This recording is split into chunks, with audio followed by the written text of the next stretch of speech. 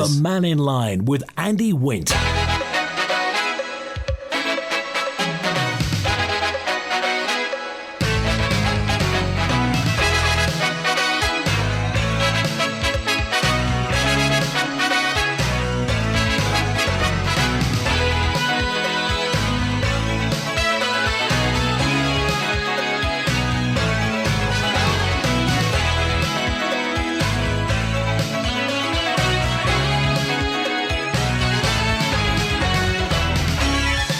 Faster by, good afternoon. Welcome to Friday's Manx Radio, Mannin Line on Manx Radio through till 1. We're open line today. So anything that's on your mind, could be wind farms, could be cruise terminals, could be the strike that was on yesterday. Well, more strikes to come. We haven't heard the end of the nurses' industrial action on the Isle of Man, and particularly if you were involved, particularly if you were on the receiving end of it yesterday and you didn't get the attention that hitherto you'd previously had, then if you got an opinion on that, by all means get in touch. Of course, it's... Nothing is personal on this programme. Let's make that straight away. Nobody's criticising anybody individually, but more money has to come from somewhere. And if more money is spent on nurses, it has to come from somewhere else. I'm not having a go at the nurses, that's simple arithmetic. It has to come from somewhere else. We've heard everybody in government saying that times are tough. We're drawing down on reserves at the moment. So where do you think we stop? So presumably everybody wants the nurses to get more money, better conditions, recruit more nurses and what have you, and stop employing people from agencies. So we can. But how do you do that? You do that by making the Isle of Man more attractive for people to come to work on. And if it isn't attractive, how do you make it more attractive? You spend more government money, which is what the government is doing at the moment. Remember, apart from the return it gets on investments, the government money they talk about is your money. It's public money. It's taxpayers' money raised by taxes paid for by you. So the money has to come from somewhere. What do we do? Steve's with us now. Hi, Steve. Good afternoon, Andy. I know this it might sound a bit of a negative, but let's see if we can turn this into a positive. I was down at the NSC last Sunday watching a couple of Masters football matches. Very good games, good standard and everything. But the roof over the spectator area, now let's, get this right. This is our national stadium. The Ravens play there. Lots of people use it for various things. During the two games last week, there was two almighty showers. And they were really heavy ones. But the roof of the spectator area in the NSC is absolutely diabolical. When you say the NSC, is this the athletics track or the bowl? The actual bowl, the football pitch. Oh, the bowl, right. Okay. And whereabouts? Because that spectator roof goes from one end to the other. So whereabouts was it in there? Right along the whole of that roof. The drainage comes down from the front to the back of it. And the water should go down pipes that are there and everything, but all the flanges are leaking. Some of the pipes are missing. There's sheets of water flooding down. There was one Onken player got injured, and he'd hurt his arm. And instead of getting medical treatment, he just come up and put it under a flood of cold water that was coming from the roof. I shouldn't laugh. Well, this is our national stadium. And we're banging on all the time about people coming over, people coming to watch the Ravens and everything. In the winter, you are going to have rainy nights down there. Yeah. And people are going to be sat watching. And if you turn around and look at that, it sort of makes it a miserable experience. Well, we're going to look silly if we can't organise clearing down pipes. Exactly.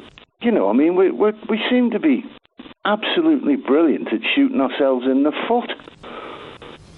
Well, I'm glad you pointed that out now, because obviously, I'm assuming they knew about it, and we have had showers here and there, but on the whole, it's been fairly dry throughout. We've just had a great dry period, haven't we? We could have had people fixing that at that point.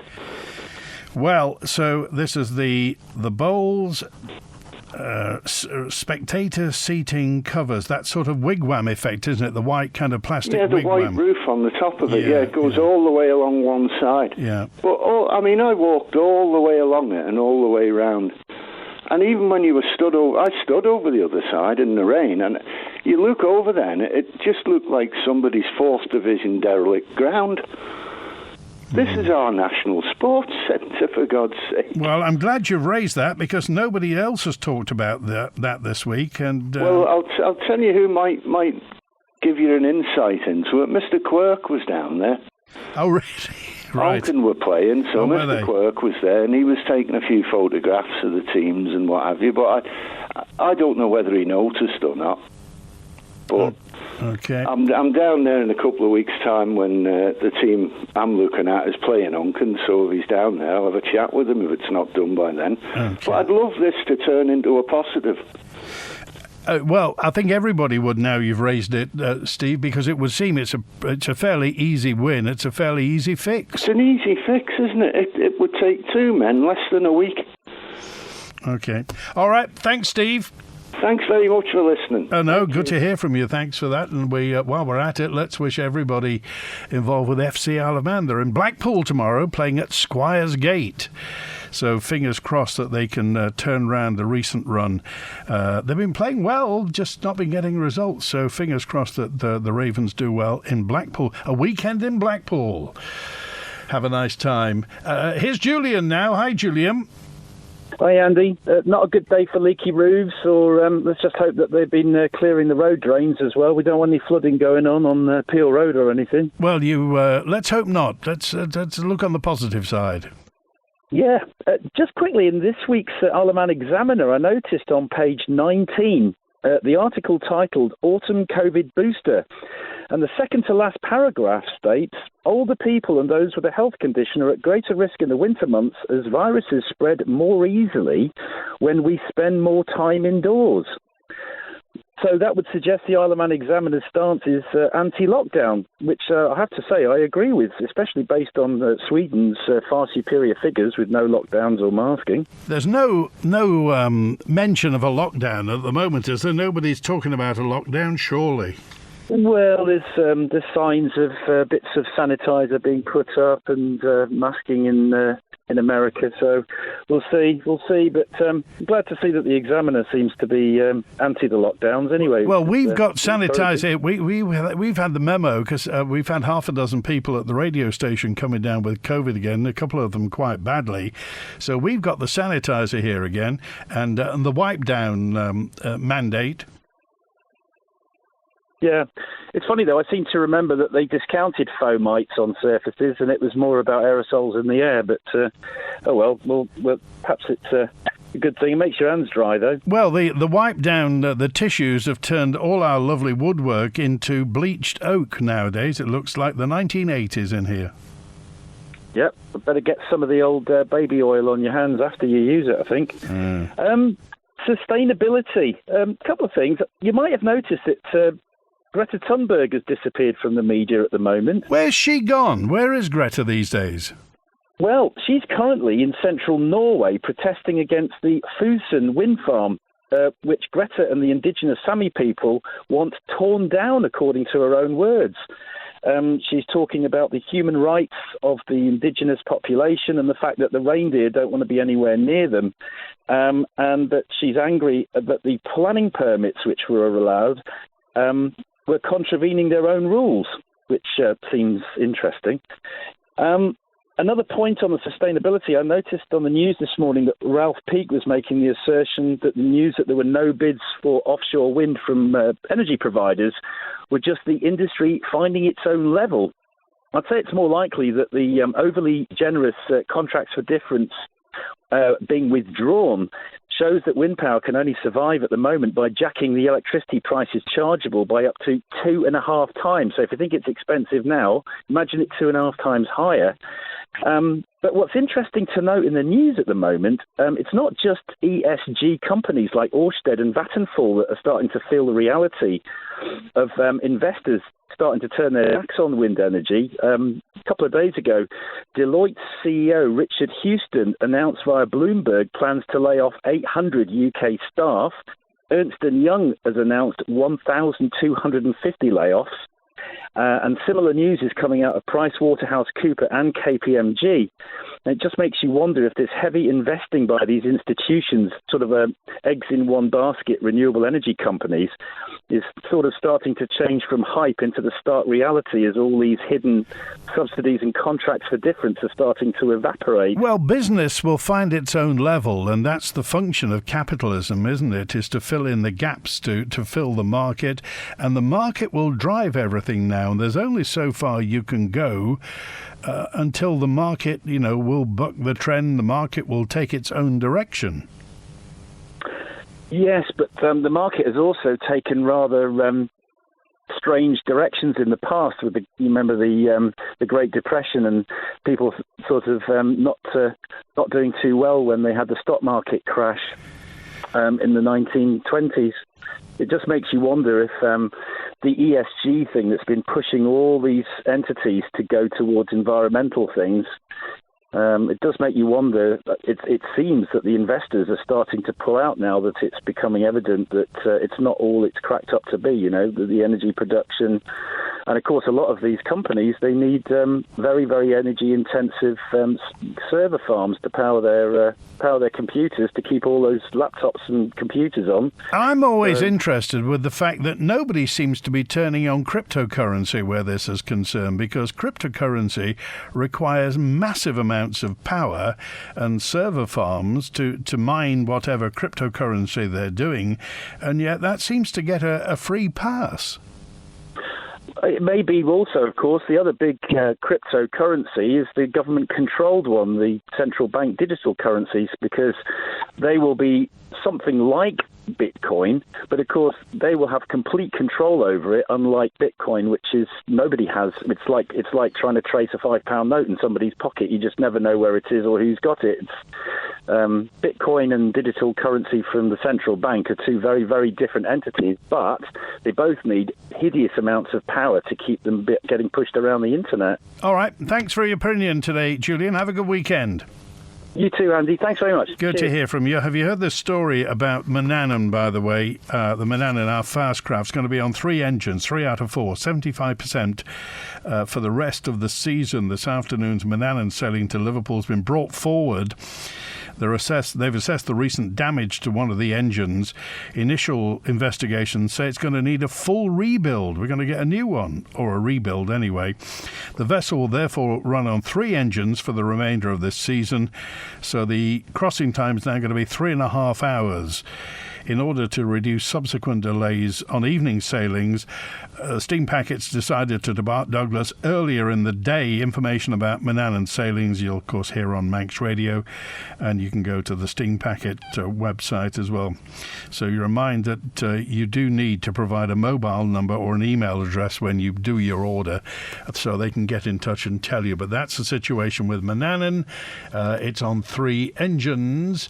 It's Eddie with us now. Hi, Eddie. Yes, good day, Andy. I just wanted to let listeners know that if they want to know what to really expect when they start erecting wind turbines on the island, an informative documentary shows this, and it actually sheds a lot of light on some of the more sinister aspects of wind farms in general. The documentary is called Headwind 21. And it takes place in Sweden, and it's streaming on YouTube at the moment. It's quite a long documentary. It's about 1 hour and 30 minutes, but I would ask that if it's watched, see it to the end, because it touches on another subject, and that's legislation to limit protest.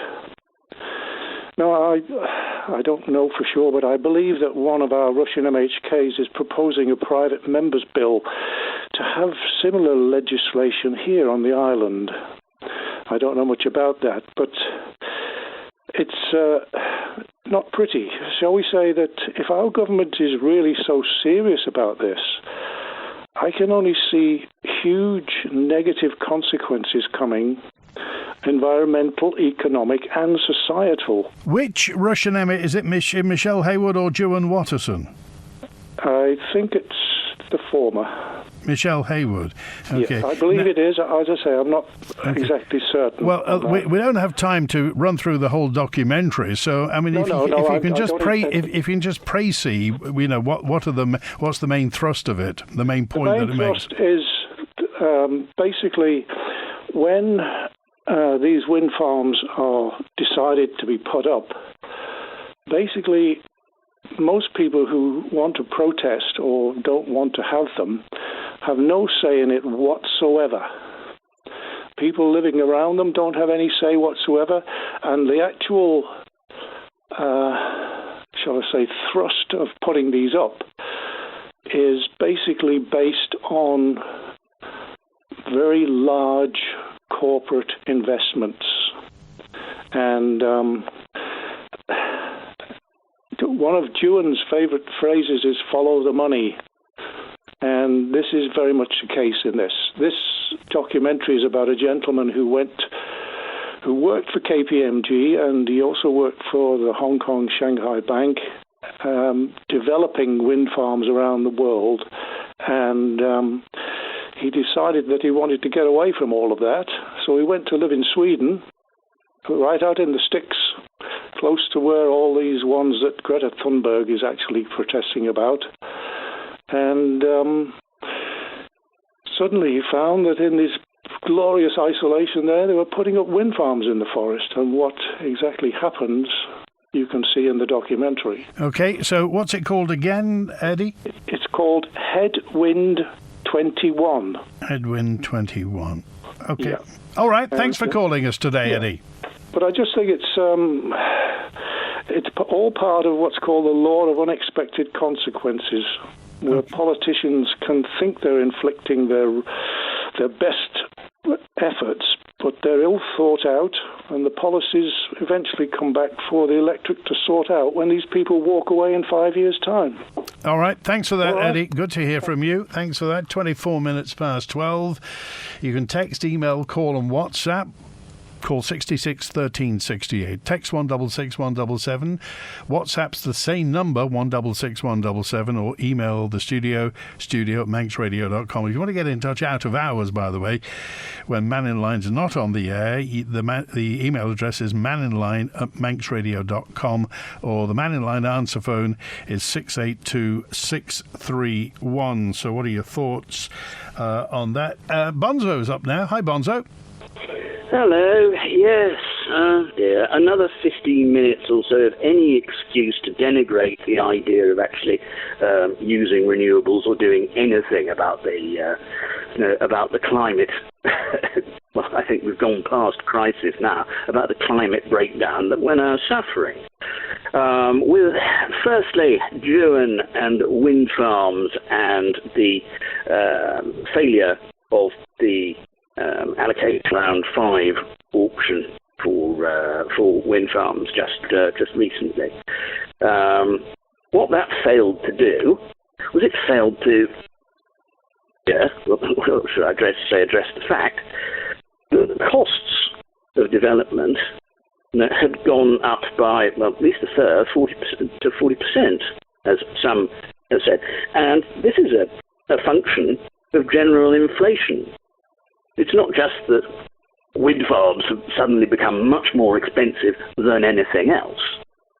So if you wanted to replace the idea of, right, let's not build that wind farm, let's build a nuclear power station, I think you'll find that A, it takes a lot longer, and B, it would be far more expensive, proportionately speaking, than wind power. So that's just using something to try and support a specious argument. Also, with Eddie and other people talking about the dreadful effect that wind farms have on the environment and such, and that it is some wonderful sort of global conspiracy of finance and the big 4 accountancy and management consulting firms. Again, just nonsense. The reason why the big four accounting firms are laying people off is because businesses are going to the wall, and they're going to the wall faster and faster. And that's a consequence of the economic problems that we had sort of 18 months, 2 years ago.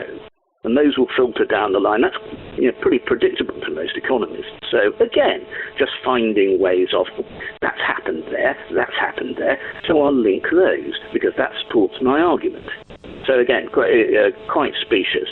And Eddie's strange ideas about the Swedish sort of conspiracy against their people. Again, nonsense. What about the suggestion, though, Bonzo, that if government wants to, let's just say government wants to put up the wind farms in the south or in the north of the Isle of Man, will that go through a planning process, and will the public have any say in that? You kind of wonder if government's decided on wind farms, they're going to happen come what may.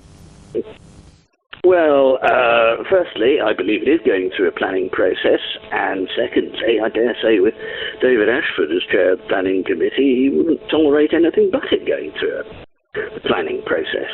So, again, I think that's a specious argument. It's just finding new excuses. And I noticed the piece of black propaganda against Michelle Hayward. Saying that she's somehow plotting to bring in anti-protest legislation. I'll have to research that, but that smells like, Michelle Hayward said that she supported the wind farms. What kind of smear can we put on her? Oh, right, we'll do that one. Well, what Michelle Hayward actually said was, when she sees a wind turbine, she thinks it's a community moving towards the future. That, I think, I'm not paraphrasing exactly, but those were sentiments. Yes. And why does that then immediately translate into her becoming some sort of fascist dictator wanting the Isle of Man constabularies to turn into riot police? No, it doesn't. I was just clarifying what she said. Well, yeah, fine. So, yes, she supports her, but those who want to obviously oppose the wind farms, that sounds like somebody putting out a bit of black propaganda. So I think that has to be taken with a big, big pinch of salt, along with this so-called documentary that Ed is talking about the Swedish wind farms. Now, the Swedish wind farms thing, I think, would probably be a bit more complicated than you first think, because there is a grave issue with the rights of the Sami people, who also occupy the very northern bit of Finland and the very northern bit of Norway. And that's always been an issue between them and the central government. So I think that's more to do with the Sami people being properly compensated for this. Do you think that there are going to be wind farms on the Isle of Man by the next election, September 2026? I would say it's 60-40 chance that there will be. Okay. All right. Bonzo, have a good weekend. Okay, and you. Thanks for being with us. Well, let's listen to this. This is Ralph Peake, who was on Manx Radio today. And Ralph Peake's the chair of the Isle of Man Chamber of Commerce. This is Business Sustainability Group. The UK government's renewable power strategy has been dealt a blow, really. No new offshore wind projects were purchased at the latest government auction across. Companies say the price set by the UK for an electricity generator was too low to make money, to make it viable. The auction invites companies to bid to develop renewable energy projects to supply the UK national grid with power. So Ralph Peake says the news is disappointing, but won't have long-term impacts for the UK or the Isle of Man in respect of net zero strategy. I do think it's just trying to find its own level. That's the thing with business. It's supply and demand. And so I'm sure we will find the right level. It might be slightly more than that, but it's still significantly cheaper than fossil fuels. And, of course, it helps us get to our net zero target of 2050. 2050. We've seen an explosion of wind farms in the British waters, particularly in the Irish Sea, of course, and the prospect of a couple more coming in the not too distant future. Do you see this then as a temporary blip rather than a long-term issue? Yes, I do. It's just realignment of the actual costs, and so the companies now are more concerned. They're not able to go under the costs they did a year ago, and they're just having to reevaluate the costs and to hold out for a slightly more figure. You're absolutely right. You can see so many wind turbines here from the Isle of Man, and as you go on the steam packer boat, you can see a number of them quite close up. And I'm heartened really that we've got Ørsted got this licence just off the Isle of Man, just off Mackle's Head, and I'm heartened really that they're really taking an interest now. They've got an office here in Douglas, and they're really working closely with the government to actually get that wind farm up and going. How do you see the Isle of Man's net zero project developing? Are we on course, or do you think there are a lot of bumps along the road? There's a lot of bumps to come. I think we've seen with the recent announcement by the MUA of their 20 megawatts of onshore wind, we've seen the interest that's caused in the community, and I welcome that, to be honest. I think it's one of these, we've got to go through this, we've got to have these debates, we've got to hear people's views on this, but it's a fact that the island has fallen behind so many islands. It's not just large countries and continents, but it's the smaller islands as well that around Europe have taken advantage of their natural resources. And islands do benefit from those natural resources.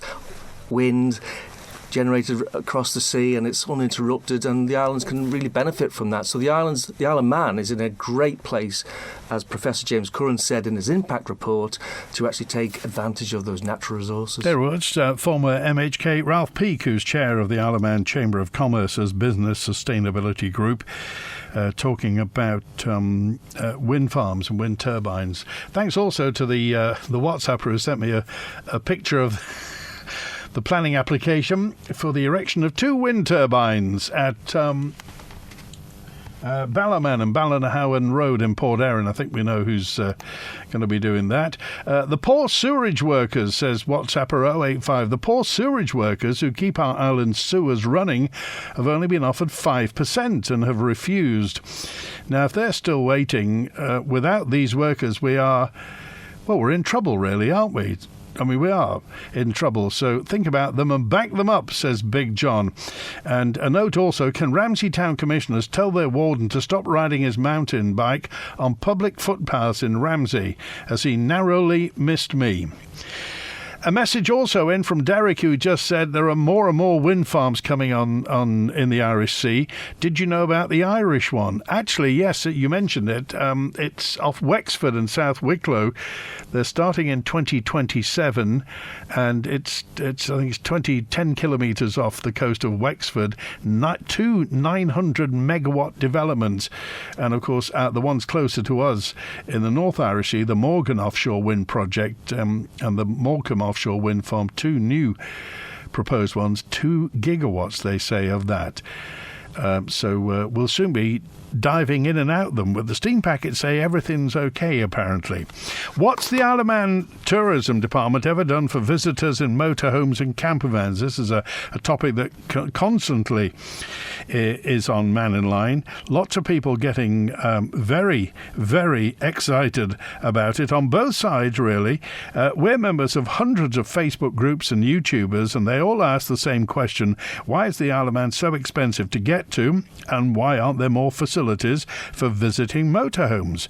We have one facility in Douglas which is out of bounds in TT and Grand Prix, so responsible people have to drive to Ramsey to empty their toilet cassettes. This is one reason why a small minority, just dump their waste in the countryside. Why can't we have heirs camps like in Europe? They bring business into small towns, especially during the winter months when the visitors go back. Motorhomes can be used all the year round, bringing much-needed business to smaller villages and towns. The ramps on our boats also need to be improved.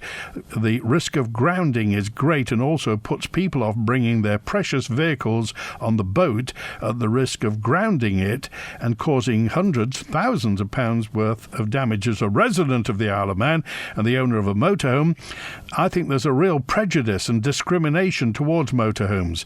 We've had the struggle with the Sulby Claddocks this year. The campsite there has been destroyed by stupid rules, says Debbie. Stupid rules and online booking systems that just don't work. So give it back to the people and let our kids and grandchildren make memories there as in past years. We've also had the Ayres campsite taken off us at Smale. There was a fire there this year, which I guarantee would not have happened if we were still allowed to go up there. We're the ones looking after the areas, picking up other people's rubbish and dog mess, because people in cars can't be bothered to take their rubbish back with them. Also, another point on this particular area, it's now been classed for day picnics only. So where do the people who don't have toilet facilities go to the toilet? Says Debbie. I'll tell you where. In the hedge. I used to be proud to say I lived on the Isle of Man. I'm ashamed to admit that we live in an archaic society with heads buried in the sand while the world moves on, says Debbie. Wake up, Isle of Man, and do something for motorhomes and campervans. Are you concerned about your eye health? Holmes & Davidson Opticians in Douglas are proud to offer the Eidon ultra-wide field retinal imaging and Heidelberg 4D OCT systems, state-of-the-art machines that allow early detection and management of eye diseases. Don't wait. Book your appointment today and ensure the health of your eyes with the best technology available. Call 676 230 or visit holmesanddavidsonopticians.co.uk now. DT Gas. Is your boiler costing a fortune to run? DT Gas. DT Gas will replace it with an efficient Alpha and X, complete with 13-year parts and labour warranty. Or save even more with the Alpha E-Tech hybrid system, the heat pump package that works with any new Alpha Gas boiler to give you the best of both worlds. Call Dean at DT Gas now on 264 040. 264 040. DT Gas. The Isle of Man Government Conference is your chance to put questions directly to ministers about key topics of education, housing and infrastructure, and finance. 20th and 21st September at the Villa Marina. Registration is free, in advance or on the door. Visit gov.im/IOMGC. Building a better future together. Y'all ready for this? Friday afternoon is the official start to the weekend. And later today, here on Manx Radio, you can join me, Chris Quirk, as we get your weekend underway. Just after 3, we'll do the old school run, playing only the biggest hits from yesteryear. You can play along with the 5 o'clock whistle for your chance to win a stack of prizes. And we'll also delve into our very own blooper reel and pull out this week's best mistake with the Friday Fumble. Start your weekend with Feel Good Friday this afternoon at 3, on air, on smart devices and online at manxradio.com. The Mannin Line with Andy Wint. 21 minutes before 1. Ken's on now. Hi, Ken. Afternoon to you. I was wondering, as we're in such a rush for climate change, why we're only installing one wind data device at one of the locations for 12 months. Then we're going to move it, collect data at the other option for another 12 months. So I assume we're only, I don't know if we bought this or we're renting it from Wardell Armstrong. It just seems strange now. We're going to be 2 years before we've collected all the data. You see, I'm a bit in the dark about this word emergency or crisis, because I always thought a crisis was, having to do something there and then. Well, yes, it's only a crisis because we've committed to a certain year date, which we're not going to meet. So I was just wondering whether we're renting this device or we bought it. And if we're in such a rush, why don't we have two data collecting devices at the two separate places? So we're not going to know for 2 years then which site we're going to use. So that puts us straight away in 2025. It would appear so, yes. Now, another thing that's been not worrying me, but 40 years ago when I arrived, Ronaldsway Aircraft Company had a wind turbine. operating between the sports field and the bowling green. I don't know whether that ever worked or whether it produced electricity for the factory itself. I don't know if anybody remembers that. I wonder if anybody's got any photos. How big was it? Not great, not too tall. Was it about 20 foot high? I do seem to one of the arms fell off one night. I don't know too much about history. I always sort of pondered when we were playing cricket there and it was going round. I wonder what that was for. Yes, I don't know, unfortunately, but okay. More of a concern is this, data collection thing. Why it's going to be 24 months. I don't even know if it started yet. Well, it's a very good point. And as you say, if it was such a crisis, they'd get to on the Never Never or rent to or do something like that. Yes, so hopefully somebody might be able to tell us. Okay, thanks, Ken. Have a good weekend. Good to hear from you. Carol says, well said, Debbie, from another motorhome owner.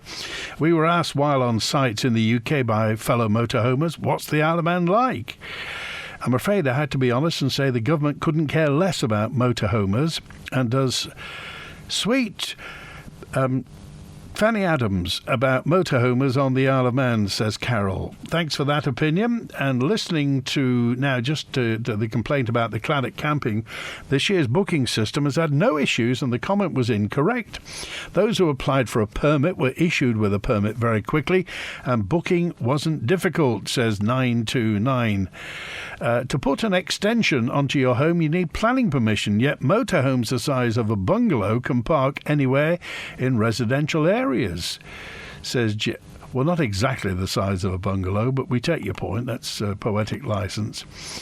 We farm in the north of the Isle of Man and have had a man and 3 bulldogs regularly walking over our fields without permission. We're afraid to approach him due to the possible conflict, but he really should stop. Says 808 this is. He's had no permission and the dogs are messing in grass fields which are used for cattle feed. So if you're that man with the 3 bulldogs, you now know people are watching you. Can you remind people who recently got illegal parking tickets on East Quay and Peel that they need to put in an objection today, says Andy. You didn't get one, did you, Andy? What was it for? Illegal parking tickets on East Quay. People who comment about the wages of professionals, says Sue, as if they should be paid the same as unskilled workers. This was John yesterday. John came on and said that we should have MHKs working for minimum wage because he thought they weren't doing the job properly. Sue said, it's unrealistic, really, as those who've spent years training and probably run up a debt to do so can't be compared to unskilled workers or general administration workers. Someone came on yesterday say that he manages fine on his wage. Well, good for him.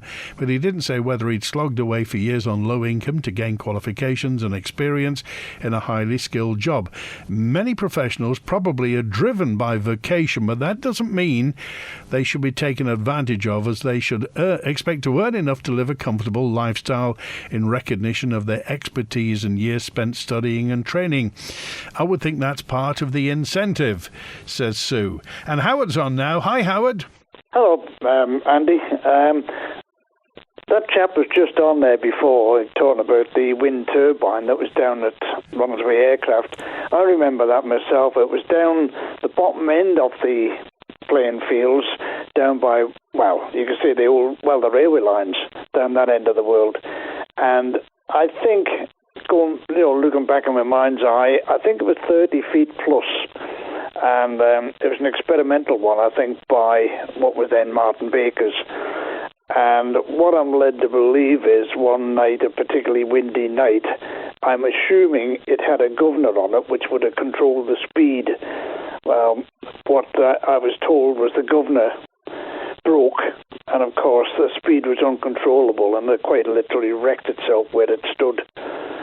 And it's quite right, it is 30, 40 years ago when I was down there. What was it for?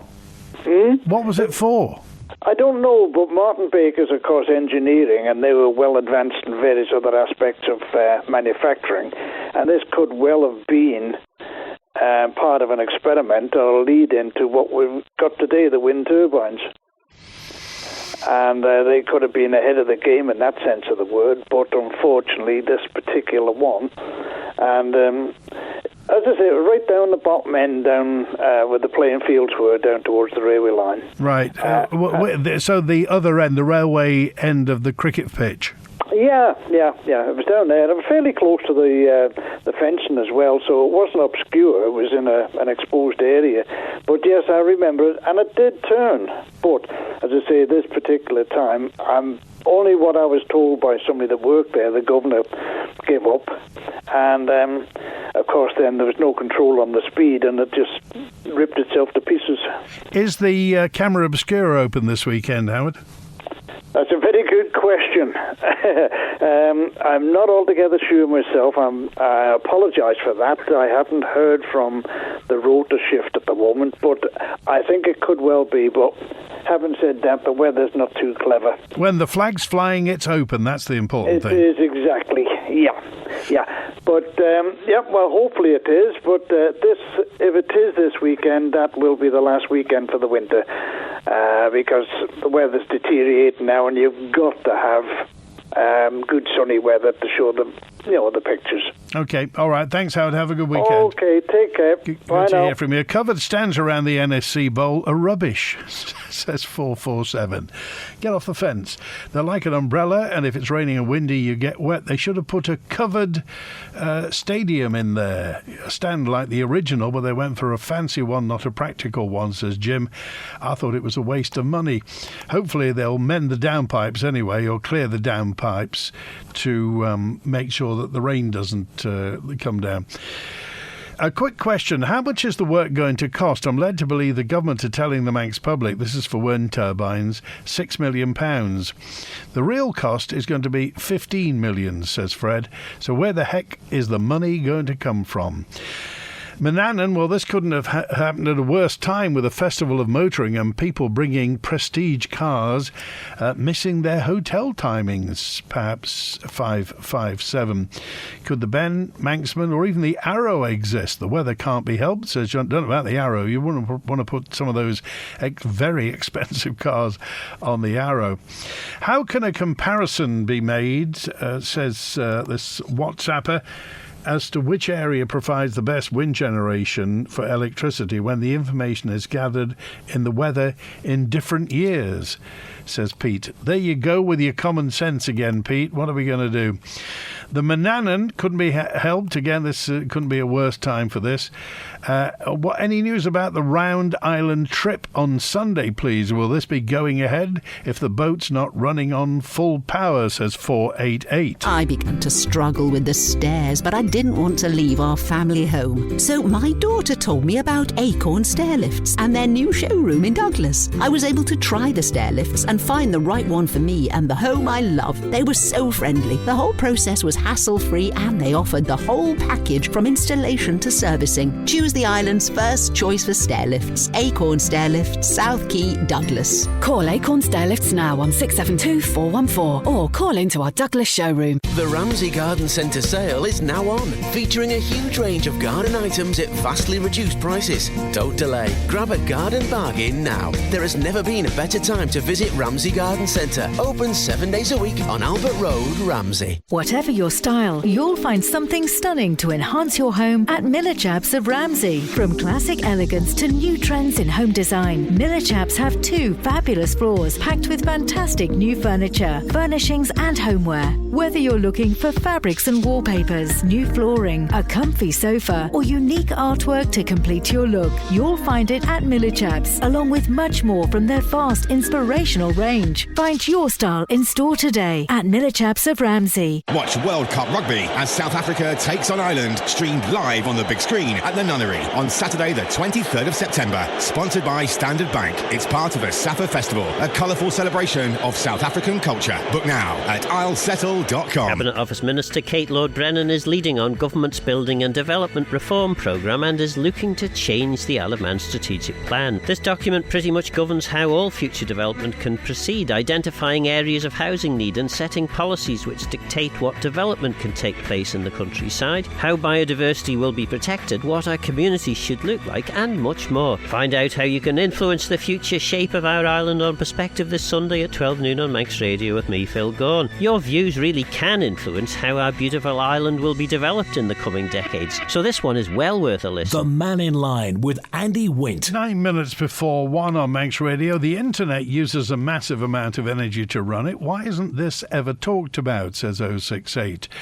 There are many industries that use massive amounts of electricity, and we're all being urged to use, to be very sustainable and produce our own electricity and use less electricity and make the most of the heat that we do generate. But some industries do get a free pass. And certainly the server farms that are being built, massive server farms in America, some of them are bigger than some of the towns on the Isle of Man, and they use gigawatts of electricity every year. A lot of it is for internet-related industries, and cryptocurrency is one of them. Whether you believe in climate change or not, eventually we're going to run out of oil and gas. What do those against renewables suggest that we do then, says Richard? Well, if you believe those people who are in the industry, we've got hundreds of years worth of oil and gas left. They've hit the biggest gas field that's ever been hit. I think it's off Qatar. So depends how much we're going to use. But again, it's been decided that we are going to move away from fossil fuel and we're going to go to renewables. We'll see what happens. The kind of mix of politics and industry will decide what's going to happen, let's face it, and we as the public will be left to make the most of what we are given. And a note in from G just says, Treasury's inefficient with electricity bills, now £3.4 million. Rates and other debts are increasing at a time when the government needs the money. Yes, did you see this story about the amount of debt that there is in electricity, how much we are owed, and also a message regarding the Rosalind Ranson bill that we've got as well. The Department of Health and Social Care's legal bill for the tribunal involving the former medical director is now almost £900,000. Of course, Dr. Rosalind Ranson won her claim of unfair dismissal and was given compensation, but the legal bill's £900,000. I've got to say hi, by the way, to Rosie Beaumont, who won the winning weekend last weekend on Manx Radio. She got a pair of tickets for the Isle of Man Food and Drink Festival this weekend and a Manx breakfast hamper from manxhampers.com. So there is a winning weekend this coming weekend, £200 to spend at B&B Furniture. So look on the Manx Radio Facebook page and at manxradio.com for details of how you can win. If the conservation of fuel is important, call me a cynic. I think the kaput engine is suiting the steam packet very nicely in saving money. I think they've got better things to do than make up a broken engine. Thank you. More and more people are sending me more and more web links as well. Sorry I don't have time to read web links during Mannin Line because they go on for hours and hours. But Richard said, I was talking to a pretty senior member of staff at Nobles who wasn't on strike yesterday. As they said, they put patients before placards. They get £70,000 a year, and said the 15% the College of Nursing will take them to over £80,000 a year. People on the picket line who are saying that we have to pay more to get the people here don't realise we already pay more than across, plus we also pay far less tax than across. So your take-home salary at any level is already equivalent to a higher grade in the UK. So Richard said, I don't think it's the money that's stopping people from coming here. With such a poor image, consultants, doctors, nurses don't want their name associated with Manx Care. They say it's the image, says Richard. They said the health service here and the DHSC was something they were proud to have on their CV years ago. But now it's not worth, because people in the health service across realise that things are awful here. These are Dick's words, by the way. They said to bring people here, you have to ditch Manx care and everything associated with it, put it back how it was 3 years ago before the experts came. And they said, again, Dick says, this is not what the Sir Jonathan Michael report wanted, as the Care Quality Commission found out. I'd trust them with my life. This is the person that Dick's talking about. I wouldn't do the same with many of the board. I think Manx Care have said that the Care Quality Commission thing was foisted on them and they were asked to do things too quickly. But again, there are two sides of everything. And next time, obviously, Teresa Cope will be on Mannin Line. We'll ask about that. Gary said, people moaning about camper vans, the island's in a sorry state and there's nothing to do for young children, but overpriced pubs, a thought. Key workers, when COVID was put on, we were then the lowest paid. I'm sorry, Gary, I don't think all those words have come out. There's a motorhome campsite at Port Erin, says John, and motorhomes are just as bad as cyclists, says Sam. The scourge of the roads and they should be banned. Well, well, well.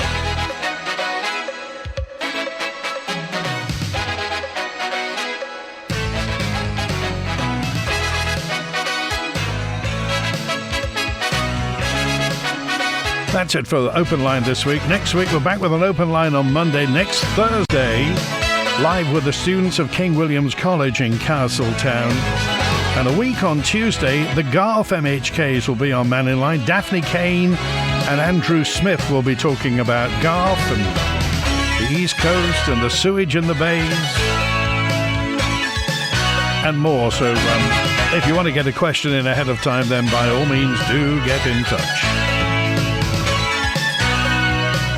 Thanks to Chris on the phones today. Quirky's back after 1. We're getting quirky on Friday. Have a fantastic weekend and make the most of the weather.